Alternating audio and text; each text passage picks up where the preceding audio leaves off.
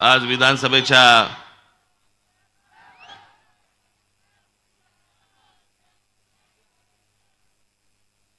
निवडणुकांचा शेवट परवा दिवशी 5 वाजता सगळा प्रचार थांबणार.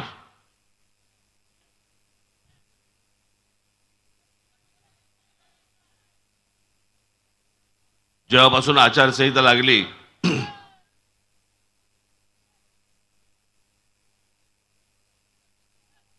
तेव्हापासून महाराष्ट्रामध्ये अनेक ठिकाणी मी सभा घेतोय, महाराष्ट्राशी बोलतोय.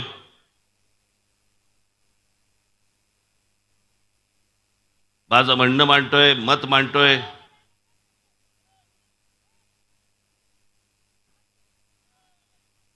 आणि माझी बहुतेक भाषणं मला असं वाटतं की तुम्ही टेलिव्हिजनवरती नाही तर युट्यूबवरती नाही तर मोबाईलवरती कुठेतरी सगळीकडे पाहिली असतील.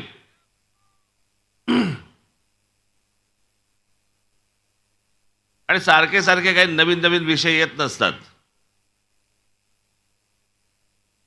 खरं तर आता शेवटच्या ज्या सभा आहेत या शेवटच्या सभांमध्ये येऊन तुमचं फक्त दर्शन घेणं हेच माझ्यासाठी सर्वात महत्वाचं आहे.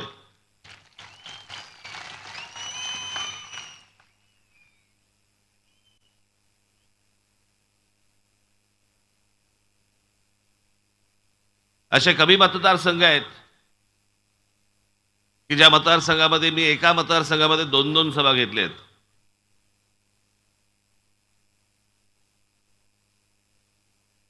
त्यातला हा एक मतदारसंघ आहे आमच्या दिनकर रावांचा.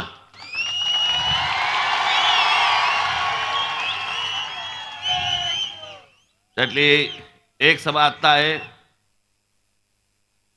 आणि ही माझं भाषण संपलं की पुढची सभा लगेच तिथे दुसरीकडे आहे. दिनकर कुठे आहेत?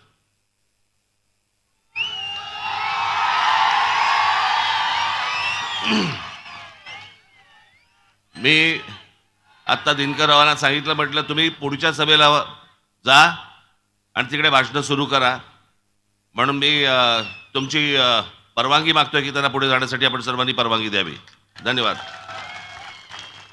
तुमचं बोलणं झालंय ना?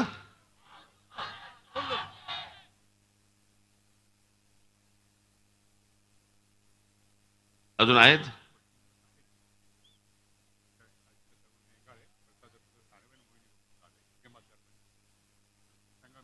नाशिक देवळाली मोहिनी जाधव, नाशिक पूर्व प्रसाद सानप आणि नाशिक इगतपुरी त्र्यंबकेश्वर काशीनाथ बेंगाळ. तुमची भाषणं झाली आहेत? तुम्ही तिघे आता पुढच्या सभेला जा, मी येतो. तिथेही लोक थांबली असतील ना. महाराष्ट्राचे अनेक विषय असे आहेत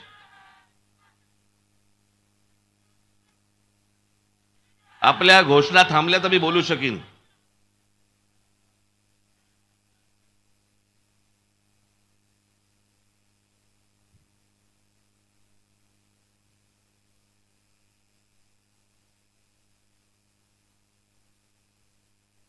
मला फक्त आपल्याला कल्पना द्यायची आहे, जाणीव करून द्यायची आहे आणि आपण कुठेही गाफील न राहता न विसरता गेल्या 5 वर्षामध्ये जे महाराष्ट्राचं राजकारण झालं हे 20 तारखेला मतदान होईपर्यंत विसरू नका. ज्या प्रकारचं गलिच्छ राजकारण या महाराष्ट्राने गेल्या 5 वर्षामध्ये पाहिलं हे भारताच्या इतिहासामध्ये कोणत्याही राज्यामध्ये आजपर्यंत कधीही कोणी पाहिलं नाही. इतकं गलिच्छ राजकारण महाराष्ट्राने पाहिलं.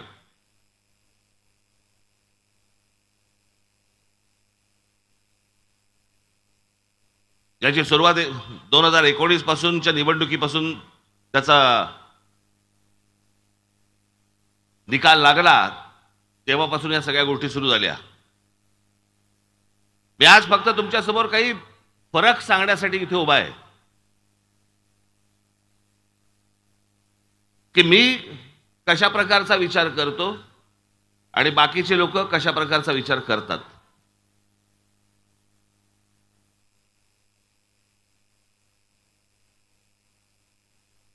2019चा निकाल लागल्यानंतर लोकांनी शिवसेना भारतीय जनता पक्षाला मतदान केलं, कारण त्यांना काँग्रेस राष्ट्रवादी नको होती. लोकांनी काँग्रेस राष्ट्रवादीला मतदान केलं, कारण त्यांना शिवसेना भारतीय जनता पक्ष नको होता. अगदी सरळ होतं. निकाल लागल्यानंतर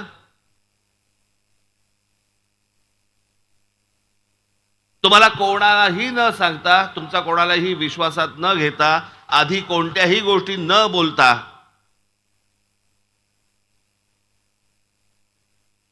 उद्धव ठाकरेंनी सुरू केलं की मला माझ्या गळ्यात मुख्यमंत्री पदाची माळ 2.5 वर्षाची घाला. कुठून विषय आला, काय विषय आला, कल्पनाच नाही. याच्या अगोदर काही विषय आला होता तुमच्यासमोर, भाषणामध्ये काही बोललं गेलं होतं? नाही.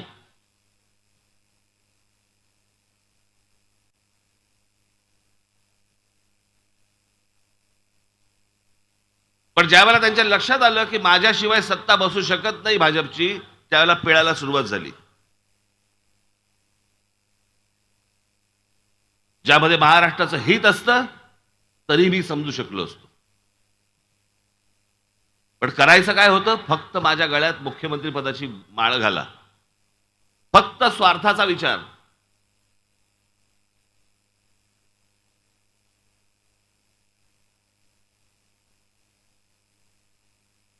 उद्धव ठाकरेंच्या जागी जर समजा मी असतो ना, आणि जी गोष्ट मी तुम्हाला दाखवली, पण या लोकसभेच्या निवडणुकीला पंतप्रधान ज्या वेळेला शिवतीर्थावरती आले होते, शिवाजी पार्क मैदानावरती आले होते, पंतप्रधानांच्या अगोदरच्या भाषणात मी त्यांना सांगितलेल्या 5 गोष्टी होत्या. त्या 5च्या 5 गोष्टी या महाराष्ट्र हिताच्या होत्या, माझ्या हिताच्या नव्हत्या.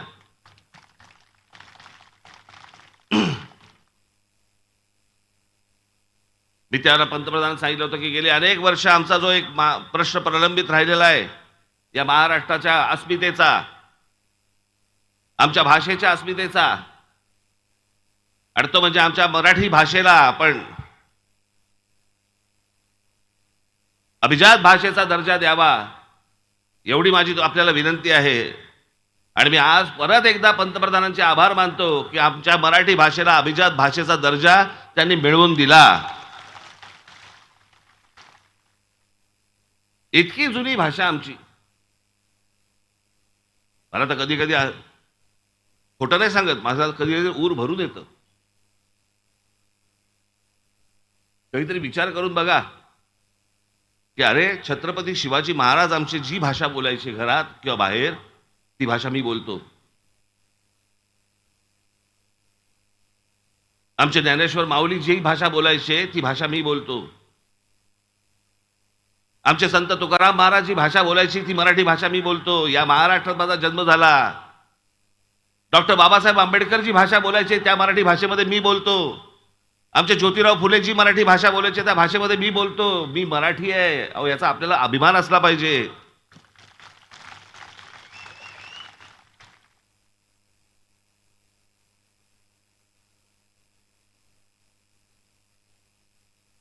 या व्यासपीठावरती जेवढे इथे फोटो आहेत, याच्यापेक्षा असंख्य फोटो या महाराष्ट्रामधले आपण अनेकांना इथे लावू शकतो.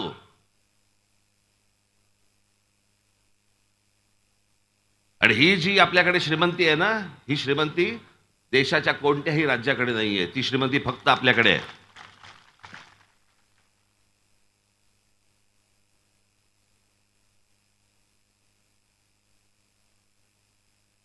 जे 19 साली जे झालं, निकाल लागल्यानंतर झालं, तिथे उद्धव ठाकरेंच्या जागी जर सुद्धा मी असतो ना, मी म्हटलं असतं मला नको मुख्यमंत्रीपद, तुम्ही ठेवा तुमचं मुख्यमंत्रीपद तुमच्याकडे, मी तुमच्या बरोबर येतो, पण मी सांगीन त्या गोष्टी माझ्या महाराष्ट्रामध्ये झाल्या पाहिजेत.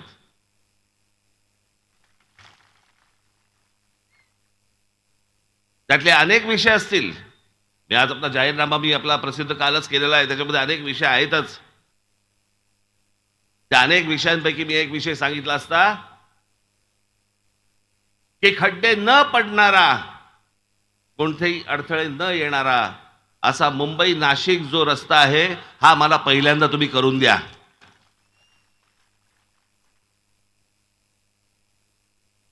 ज्या शहराकडे जाणारं दळणवळण साधनच जर कमकुवत असतील त्या शहरामध्ये लोक येतीलच का? प्रगती होईलच कशी?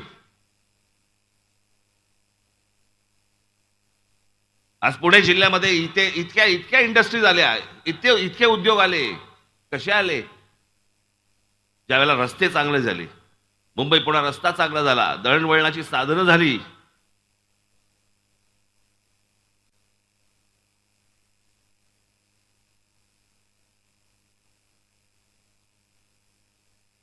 या नाशिक पश्चिमच्या मतदारसंघाला खरं तर नाशिकची औद्योगिक नगरी म्हणतात याला. या मतदारसंघाला इतके उद्योग आहेत, त्यातले अनेकशे 500 जवळपास बंद झाले. अनेक लोक बेरोजगार झाले. अनेक उद्योग येऊ इच्छितात, पण त्यांना ज्या प्रकारच्या गोष्टी पाहिजेत सभोवताली त्या मिळत नाहीयेत. राजकीय अडथळे सगळे सुरू होतात. तुमच्यापैकी अनेक अनेक जे तरुण आहे इथे माझ्यासमोर बसलेले आहेत, तरुणी आहेत, अनेकांना माहिती पण नसेल. ही गोष्ट आहे साधारणपणे 97-98 सालची. महिंद्रा कंपनी इकडे होती, पण महिंद्रा कंपनीचं एक्सपान्शन त्यांना तो उद्योग वाढवायचा होता. त्याच्यासाठी म्हणून त्यांना, तुम्हाला आठवत असेल, स्कॉर्पिओ नावाची गाडी त्यांनी काढली आणि सगळ्या गोष्टींना कंटाळले होते आनंद महिंद्रा. ज्याला सरकारी हस्तक्षेप, सरकारी त्रास, सरकारी अडचणी ज्याला म्हणतो आपण, कंटाळले. माझे मित्र आहेत ते. आणि एके दिवशी माझ्या कानावरती आलं की आनंद महिंद्रा ही इंडस्ट्री घेऊन चेन्नईला चालले. ते म्हणाले की मला नाही उद्योग, मला इन्व्हेस्टमेंट नाही करायची, नाशिकमध्ये मला नाही यायचं, मला तिथे चेन्नईमध्ये तामिळनाडूमध्ये मला चांगल्या सुखसोयी मिळत आहेत, तिथे मी तामिळनाडूमध्ये जातो. मला कळल्यावरती मी आनंद महिंद्राला भेटलो. त्याच्यामध्ये काही इथले नाशिकमधले पण लोक होते. मी आनंद महिंद्राला भेटल्यावरती मी त्यांची अडचण समजून घेतली. म्हटलं काय प्रॉब्लेम आहे तुमचा? कारण मला एक गोष्ट माहिती होती की ज्या वेळेला आनंद महिंद्रा इथे येतील, काय रे काय झालं रे तिथे?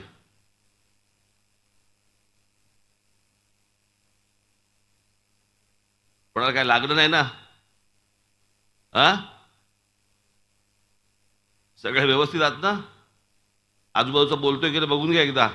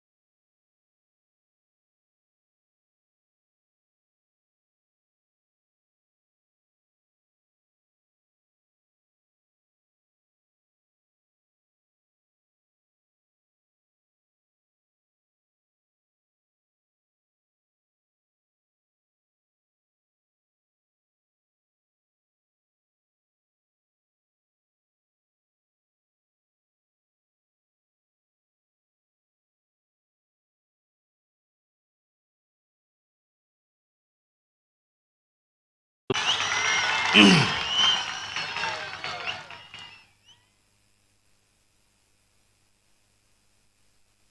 काय नाशिकचा नागरिक होतो का? पण मी महाराष्ट्राचा नागरिक होतो. माझ्यासाठी सगळी शहरं माझ्यासाठी महत्वाची आहेत. माझ्या महाराष्ट्रामधल्या प्रत्येक तालुक्यामध्ये, प्रत्येक जिल्ह्यामध्ये उद्योग आले पाहिजेत. माझ्या महाराष्ट्रामधल्या प्रत्येक तरुणाला, तरुणीला जिथे राहतोय तिथे रोजगार मिळाला पाहिजे.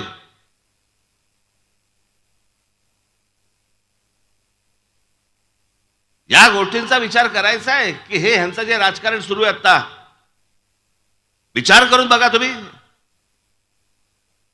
महाराष्ट्रामध्ये ज्या प्रकारचं राजकारण खेळलं गेलं, तुमचा विचारच नाही. तुम्ही मतदार म्हणून तुमचा विचारच नाही. तुम्ही मतदान करून मोकळे झालात ना, गेट आउट. आता आम्ही आमचं काय ते बघणार.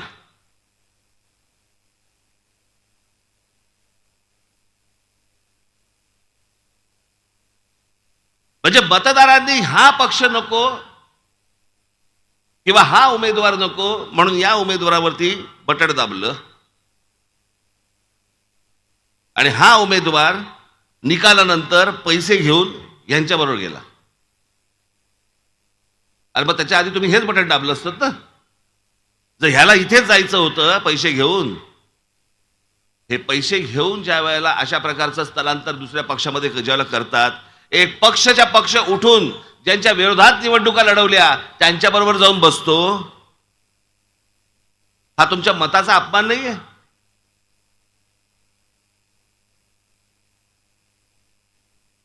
कोणते विचार चालू त्यांच्या मनामध्ये? कोणतेच विचार येत नाहीत.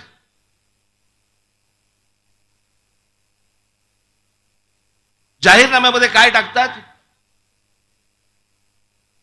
तर म्हणे छत्रपती शिवाजी महाराजांची जिल्ह्या जिल्ह्यात मंदिरं बांधणार. काय डोकं आहे बघा यांचं.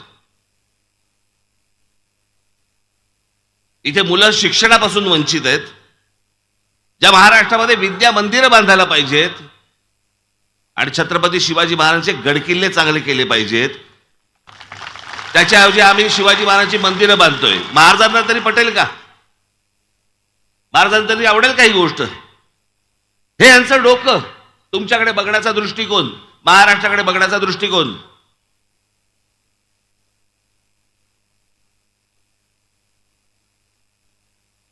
या उलट आपण ज्या गोष्टी सांगतो आहोत, आता जसं मुंबईमध्ये डॉक्टर बाबासाहेब आंबेडकरांचं स्मारक उभं राहिलं, मी तेव्हा पण सांगत होतो, 2014 साली पण तेच सांगत होतो. माझं आजही सांगणं तेच आहे. आता ते स्मारक झालं, पण जर या महाराष्ट्राची सत्ता माझ्या हातामध्ये जर आली, डॉक्टर बाबासाहेब आंबेडकरांच्या नावाने मी जगातलं सगळ्यात मोठं वाचनालय हे महाराष्ट्रामध्ये काढेन. जगभरामधनं लोक ज्ञानासाठी म्हणे तिकडे आले पाहिजेत, वाचनासाठी तिकडे आले पाहिजेत, ज्ञान मिळवायला आले पाहिजेत. ही खऱ्या अर्थाने आमच्या डॉक्टर बाबासाहेब आंबेडकरांना श्रद्धांजली असेल.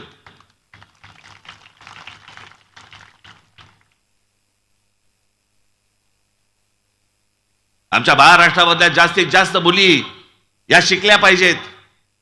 शिक्षणापासून त्या वंचित राहता कामा नयेत. जितक्या म्हणून आपल्याला मुलींच्या शाळा काढता येतील, त्यांना शिकवता येईल, ते आपण शिकवलं पाहिजे. ते जर शिकवलं तरच आमच्या ज्योतिबा फुलेंना आपण श्रद्धांजली वाहू शकतो. नाही तर कशासाठी यांच्या फोटो लावायचे हो?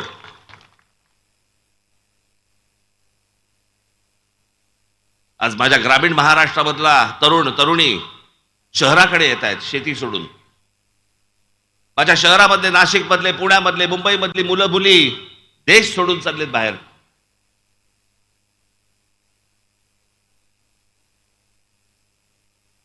हे काही चांगलं वातावरण नाहीये.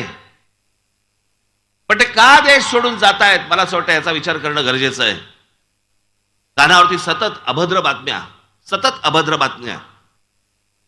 वर्तमानपत्र उघडले की आम्ही बघणार काय, आज या जिल्ह्यामध्ये आमच्या एका शेतकऱ्याने आत्महत्या केली.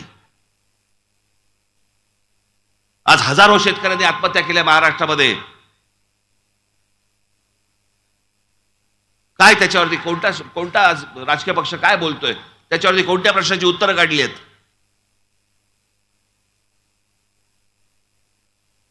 काही किंमत, माणसाची नावाची काही किंमतच नाही. कोण शेतकरी आत्महत्या करतायत, कितवा गेला, इतका गेला, बरं ठीक आहे, आज इतका गेला. काही आमच्या शेतकऱ्यांबद्दल देणं घेणं नाही, आमच्या कामगारांबद्दल देणं घेणं नाही, आमच्या तरुणांबद्दल काही देणं घेणं नाही, तरुणींबद्दल देणं घेणं नाही, आमच्या महिलांबद्दल देणं घेणं नाही. फक्त स्वतःच्या स्वार्थासाठी, स्वतःच्या खुर्चीसाठी, स्वतःच्या पैशासाठी यांचं फक्त राजकारण सुरू आहे. आज ह्या पक्षात, उद्या त्या पक्षात, त्या पक्षातनं पैसे दिले, या पक्षात गेला.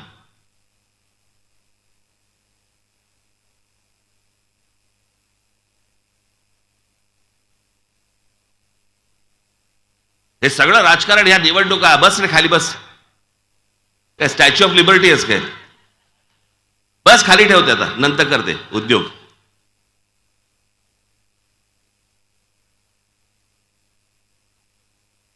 ते माझ्यासाठी नसतं, ते चॅनलवाल्यांच्या कॅमेरासाठी असतं. मी दिसलो पाहिजे, आहे घरी, घरी दाखवायचं, बघा गेलो होतो सभेला.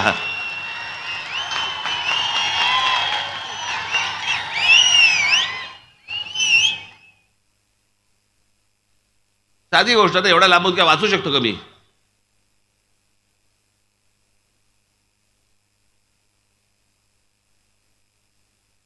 आज तुम्हाला चांगले रस्ते मिळत नाहीत, मुलांसाठी चांगली मैदानं मिळत नाहीत, महिलांना आमच्या चिल्ल्या पिल्ल्यांना घेऊन जायला चांगल्या बागा मिळत नाहीत.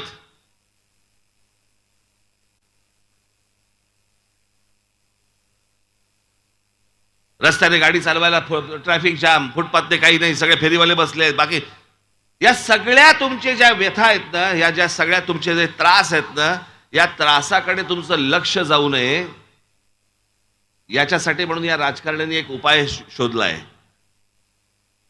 मी काय बोलतोय हे गांभीर्याने नीट विचार करा, घरी गेल्यानंतर पण विचार करा या गोष्टींचा. ही जी शहरं सगळी बकाल झालेली आहेत ना, ज्याच्यात तुम्हाला चालताना त्रास होतो, राहताना त्रास होतो, पाण्याचे प्रश्न, विजेचे प्रश्न, सगळ्याच गोष्टींचे जे प्रश्न आहेत, जे प्रश्नांची उत्तरं सापडत नाहीत आणि ते प्रश्न सोडवले जात नाहीत, पण त्या गोष्टींकडे तुमचं लक्षच जाऊ नये. या सगळ्या राजकारण्यांनी व्यवस्थित सोय करून ठेवली आहे ती. आणि आमच्याकडच्या महाराष्ट्रामधले अनेक लोक त्या सगळ्या गोष्टींना, ती जी भुरळ घातलेली आहे त्याला बळी पडतायत. आणि ती गोष्ट म्हणजे जाती जातीमध्ये द्वेष निर्माण करणं. महाराष्ट्रामध्ये आजपर्यंत काही जाती पाहिल्या नव्हत्या काय? प्रत्येकाला आपापली जात प्रिय असते, प्रत्येकाला आपापल्या जातीवरती प्रेम असेल. पण 1999 साली शरद पवारांच्या राष्ट्रवादी काँग्रेसचा जन्म झाल्यानंतर या महाराष्ट्रामध्ये जाती जातीचं स्वतःबद्दलचं प्रेम सोडून द्या, दुसऱ्या जातीबद्दलचा द्वेष निर्माण करायला सुरुवात केली.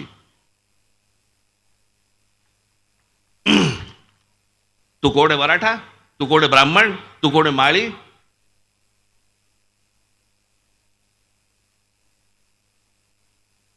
मग आता परत सुरू केलं मराठा विरुद्ध सगळे ओबीसी. हे तुमच्यात नाही भांडण वाद, ह्यांना तुमचा उत्कर्ष नाही करायचा आहे. हे फक्त तुमच्याकडनं मतं घेतायत, मतं. यांना तुम्हाला काही द्यायचं नाहीये मोबदल्यात. डोकी फुटली तुमची, फुटू देत. फुटलेल्या डोक्याने मतदानाच्या दिवशी या, मतदान करा आम्हाला, दुसऱ्या दिवशी मेलात तरी चालेल.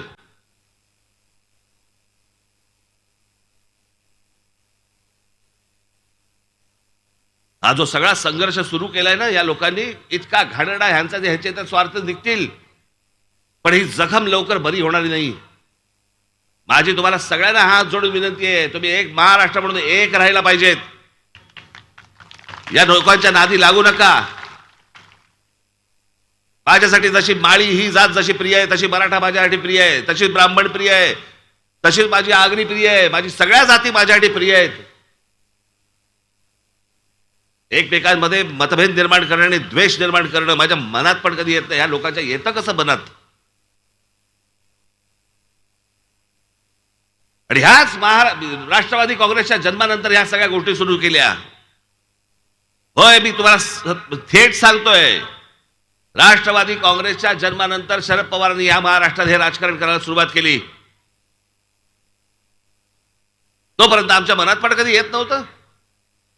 आणि मग आमचे महापुरुष वाटायला सुरुवात केली. आमचे छत्रपती शिवाजी महाराज मराठ्यांचे, डॉक्टर बाबासाहेब आंबेडकर आमचे दलितांचे, ज्योतिराव फुले आमचे माळ्यांचे, लोकमान्य टिळक आमचे ब्राह्मणांचे. स्वराज्य हा माझा जन्मसिद्ध हक्क आहे आणि तो मी मिळविनाच, ही घोषणा काय त्यांनी ब्राह्मणांसाठी केली होती काय? या देशाच्या स्वातंत्र्यासाठी केली होती ना.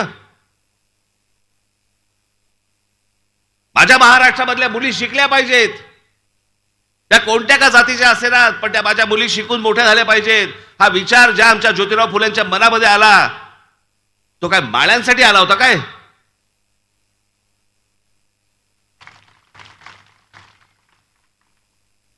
अठरा पगड जातीला एकत्र घेऊन स्वराज्याची स्थापना करणारे आमचे शिवछत्रपती, त्यांनी हा महाराष्ट्र मराठ्यांचा व्हावा किंवा मराठ्यांसाठीचा लढा आहे असं केलं होतं का?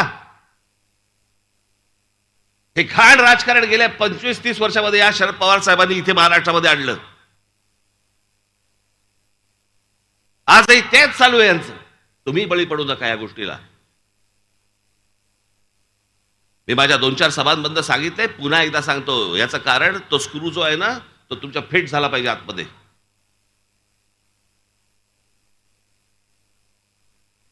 मी तुम्हाला मुद्दामून जात सांगणार नाहीये,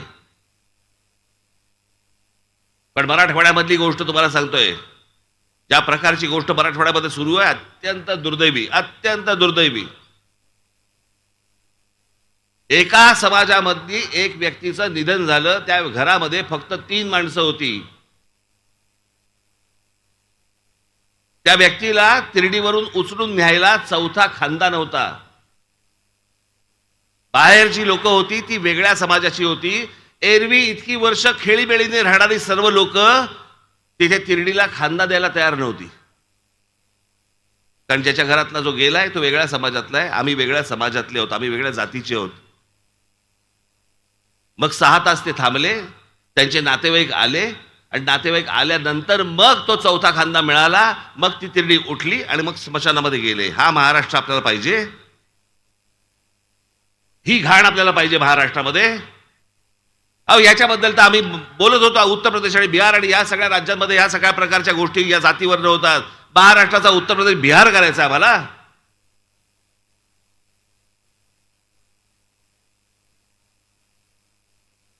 हे जाती जातीमध्ये जे द्वेष निर्माण करणं आहे, हे फक्त एवढ्याच गोष्टींसाठी आहे की ज्या मूलभूत जे गोष्टी आहेत, जे मूलभूत जे प्रश्न आहेत, याच्याकडे तुम्ही बघताच का बने? बेरोजगार हा बेरोजगारच राहिला पाहिजे. शेतकरी आत्महत्या करतात, अजून केल्याच पाहिजेत. महिलांना सुरक्षा मिळत नसेल, मिळालीच नाही पाहिजे. लहान मुलींवरती आमच्याकडे महाराष्ट्रामध्ये बलात्कार होत असतील, होऊ देत. शिक्षण मिळत नसेल, मिळू न देत. आमच्याकडे हॉस्पिटलमध्ये खाटा मिळत नसतील, नको मिळू देत. रस्त्यावर चालता येत नसेल, नको मिळू देत. फुटपाथ मिळत नसतील, नको मिळू देत. मुलं बाहेर परदेशामध्ये निघून जातात, देश सोडून जाऊ देत. आमच्याकडे विजेचे दर वाढतायत, वाढू देत. महागाई वाढते, वाढू देत. सगळ्या गोष्टी होऊ देत.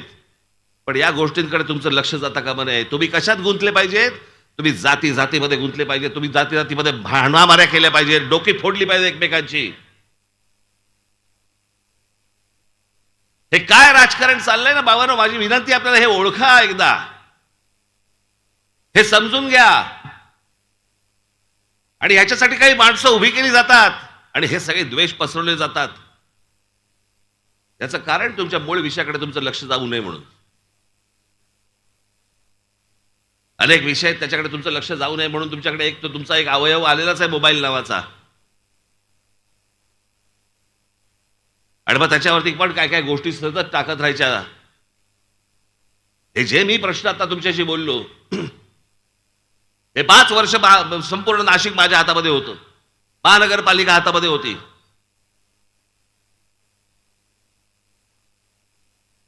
मला दाखवून द्या, महाराष्ट्रात जा आणि मला दाखवून द्या की एका पक्षाकडे ही महानगरपालिका फक्त 5 वर्षासाठी होती. गंगापूर धरणामधनं येणाऱ्या पाण्यामधनं ज्या प्रकारे नाशिकची लोकसंख्या वाढते, गंगापूर धरणामधनं येणाऱ्या पाण्यातनं याच्या पुढे तुम्हाला पाणी कमीच पडणार होतं.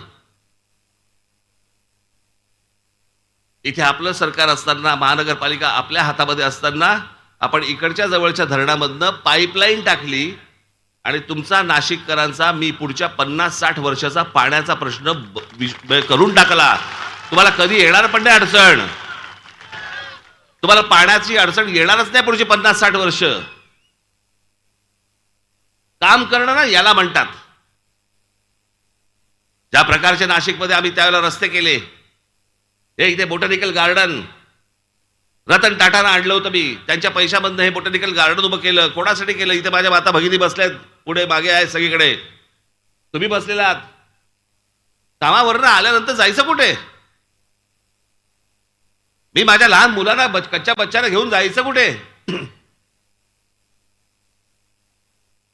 अशा जागा नकोत का शहरामध्ये? त्याच्यासाठी मी ह्या जागा केल्या. रतन टाटा व्यक्ती होऊन गेली.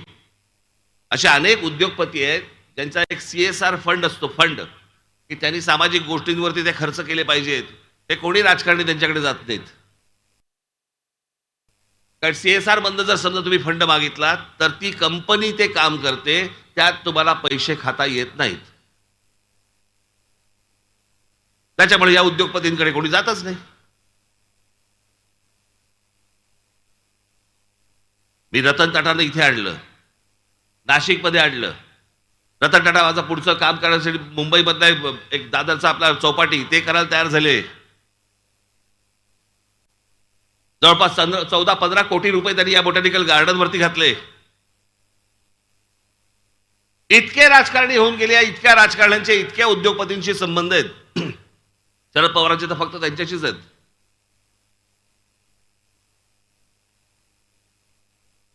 आमच्या एका माझ्या मित्राने फार छान एक लेख लिहिला होता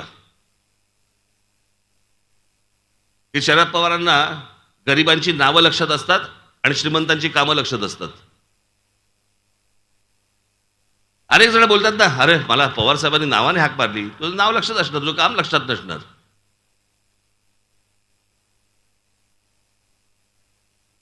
अनेक गोष्टी आम्ही नाशिकमध्ये केल्या, 5 वर्षाच्या आत केल्या. 5 वर्षाच्या आत हे तुमच्याकडचे कारंजे असतील, इकडचा तुमचा ट्रॅफिक पार्क असेल, पुढची 5 वर्ष मिळाली असती, अजून प्रचंड गोष्टी झाल्या असत्या ज्या आजपर्यंत महाराष्ट्रामधल्या कुठच्याही शहरामध्ये झालेल्या नाहीत. अशा गोष्टी त्याच्या पुढेही अजून झाल्या असत्या. याला शहरासाठी काम करणं म्हणतात, ह्याला लोकांसाठी काम करणं म्हणतात. याला शब्द जो दिलाय ना आपण, तो पूर्ण करणं म्हणतात. आगी लावत नव्हतो बसलो मी.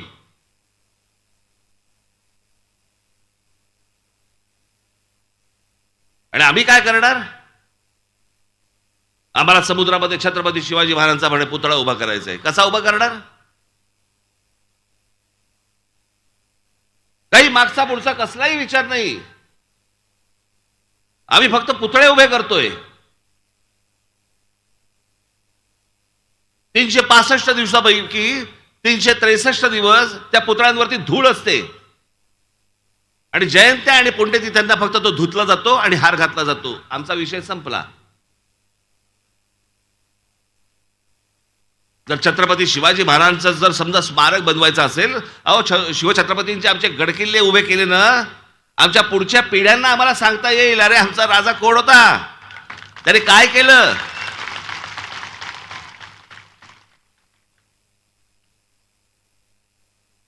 या देशाला विचार दिला त्या माणसाने. स्वराज्य, स्वतःचं राज्य. आजपर्यंत सगळ्या बाहेरच्या लोकांनी या हिंद प्रांतावरती राज्य केलं, पण या हिंद प्रांतामध्ये एक माणूस उठला आणि ज्याने एक आवाज दिला, स्वराज्य. इथे राज्य कोण करणार असेल तर आम्ही राज्य करू, तुम्ही नाही करायचं राज्य. हा ज्या माणसाने आम्हाला तो स्वाभिमानी कणा दिला, त्याच्याबद्दल आम्ही काय करतोय? आम्हाला त्यांची मंदिरं बांधायची आहेत, आम्हाला त्यांचे पुतळे बांधायचे आहेत. त्यांचा विचार कसा कायम राहील याच्याबद्दल आमच्याकडे काही गोष्ट होत नाही. आमच्या डॉक्टर बाबासाहेब आंबेडकरांनी काय विचार दिले आम्हाला काही देणं घेणं नाही. आम्ही फक्त जयंती आणि पुण्यतिथ्यांना फक्त विचार करू. माझी आपल्याला फक्त विनंती आहे, हा सगळा अख्खा इंडस्ट्रियल झोन आहे, इथे IT पार्क आलं पाहिजे. तुम्ही माझ्या हातात सत्ता द्या, माझे आमदार निवडून द्या, दिनकररावांना निवडून द्या, या भागात IT पार्क आणीन मी.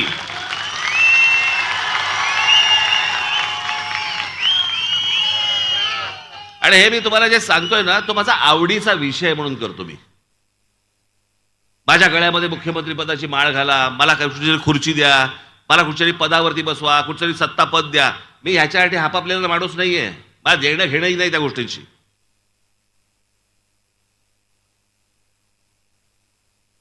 मला असं वाटतं की माझं राज्य मोठं झालं पाहिजे, माझं राज्य चांगलं झालं पाहिजे.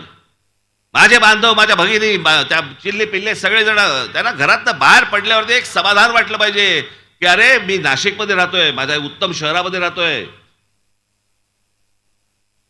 मी कालच सांगितलं ना, आमच्या देशात शोध पण लागत नाहीत. कसे लागतील? सतत गोंगाट. आमचे मूलभूत प्रश्नच आमचे सुटलेले नाहीत अजून. जिथे मूलभूत प्रश्न सुटलेले असतात ना, अन्न वस्त्र निवाऱ्याचे प्रश्न सुटलेले असतात ना, तिथे शोध लागतात. आमच्याकडचा Guinness book of world record मधला माणूस कोण? ज्याची सर्वाधिक नखं वाढली आहेत. दुसरा माणूस कोण? ज्याच्या मिशा वाढल्या आहेत. लहानपणापासून नाही कापले तर वाढतातच, त्याला अक्कल नाही लागत. हे आमच्या गिनीज बुकातली माणसं. आणि त्याच गिनीज बुक च्या पुस्तकामध्ये जाऊन बघा जरा कशा प्रकारचे शोध लावले जगभरामध्ये. आमच्या देशात काय नाही लागत? आमच्या तरुणांमध्ये काय कमी आहे? आमच्या तरुणींमध्ये काय कमतरता आहे? पण त्या प्रकारची शांतता, त्या प्रकारचे त्यांचे जे रोजचे जे प्रश्न आहेत ते मिटून पुढे गेल्यावरती शोध लागतात अनेक गोष्टींचे. असा महाराष्ट्र महाराष्ट्राचं स्वप्न मी पाहतोय. ते स्वप्न पूर्ण करण्यासाठी म्हणून मला तुमची साथ हवी आहे. त्याच्यासाठी म्हणून मी आज ही भाषण देतो आणि तुमच्या समोर येतोय. आणि म्हणून हे गेले इतकी वर्ष ते काय मध्ये ओरडत आहेत? ते मध्येच ओरडत आहेत. काय राजसाहेब आगे बढो. पडतो आता, पडीन मी. उलटा फिरलो गाडीकडे जाताना एकदा परत घोषणा द्या म्हणजे मी व्यवस्थित जाईन. बसा बसा, शांत बसा आपण. म्हणून येत्या 20 तारखेला आपण गेल्या 5 वर्षामध्ये ज्या घटना घडल्या, गोष्टी घडल्या, जे तुम्हाला फसवलं गेलं, जो तुमच्या मताचा अपमान झाला, त्याचा बदला तुम्हाला या महाराष्ट्राला येत्या 20 तारखेला घ्यावा लागेल. जर 30-30 माणसं ज्यांनी तुमच्या मतांचा अपमान केला, ज्यांनी तुमच्या मतांशी प्रतारणा केली, ज्यांनी तुम्हाला गृहीत धरलं, ज्यांनी तुमचा विचारच नाही केला, अशीच लोक जर समजा महाराष्ट्रात परत परत निवडून येत गेली, त्या महाराष्ट्राचं वाटोळं झालंच म्हणून तुम्ही समजा. कारण ज्यांनी हे असं केलं त्यांचा जर समज झाला की आपल्याला परत मतदान झालंय, आपल्याला परत निवडून दिलंय, म्हणजे आपण जे केलंय महाराष्ट्राबरोबर ते योग्य केलंय असा त्यांचा समज होईल. ज्यांनी ज्यांनी ह्या गोष्टी केलेल्या आहेत त्या सर्व लोकांना महाराष्ट्राने दूर ठेवलं पाहिजे. काय हे?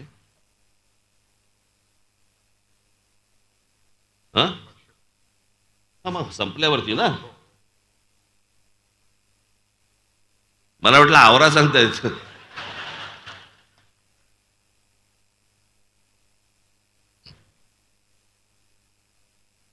पक्ष प्रवेश आहेत असो. पण मला तुम्हाला एवढंच सांगायचं आहे, येत्या 20 तारखेला इथले आपले उमेदवार तर सगळे उभेच आहेत, पण माझी महाराष्ट्रातल्या जनतेला काय झालं, हे 14-15 दिवस मिळाले प्रचाराला आणि इतक्या मतदारसंघामध्ये जाणं शक्यच नाही, अशक्य. आणि म्हणून मी महाराष्ट्राची दिलगिरी व्यक्त करतो की अनेक मतदारसंघामध्ये मला येता नाही आलं. कालच्या पण मी सभेला गेलो होतो. मी भिवंडी ग्रामीणच्या आणि आमच्या कल्याण पश्चिमच्या तिकडे जरा थोडंसं मला तब्येत बरी नव्हती. नंतर मग मी गोळी बिळी घेतली, जरा नॉर्मलला आलो, सगळं झालं. सकाळपासून संध्याकाळपर्यंत पकपाक पकपाक पप्पा या निवडणुकामध्ये तुम्हाला सांगतो ना, इतक्या कंटाळवाड्या असतात. काहीतरी भाषण करायला मजा येते हो. हे सकाळी उठायचं आपलं तेच बोलायचं, दुपारी उठायचं तेच बोलायचं, संध्याकाळी उठायचं तेच बोलायचं. असो, पण ह्या सगळ्या गोष्टी सगळ्या करत असताना मी अनेक ठिकाणी मला महाराष्ट्रामधल्या अनेक मतदारसंघामध्ये येताना आलं. मी महाराष्ट्रातल्या त्या मतदारसंघामधल्या सर्व माझ्या माता भगिनींची बांधवांची मी दिलगिरी व्यक्त करतो. आपण हे सगळं जे जे उमेदवार माझे उभे आहेत त्यांना आपण निवडून द्या. आपल्याला भेटण्यासाठी मी प्रत्येक मतदारसंघात येईन हे माझं महाराष्ट्राला वचन आहे, माझा शब्द आहे. पण येत्या 20 तारखेला आपण कुठेही बेसावध न राहता गांभीर्याने आपल्या रेल्वे इंजिन या निशाणीवरती आपण माझ्या सर्व उमेदवारांना ते रेल्वे इंजिनच्या निशाणीवरती बटण दाबून सर्वांना आपण प्रचंड प्रचंड प्रचंड मताने आपण विजयी करावं असं एक आवाहन करतो आणि तुर्तास आपली सर्वांची मी रजा घेतो. धन्यवाद. जय हिंद, जय महाराष्ट्र.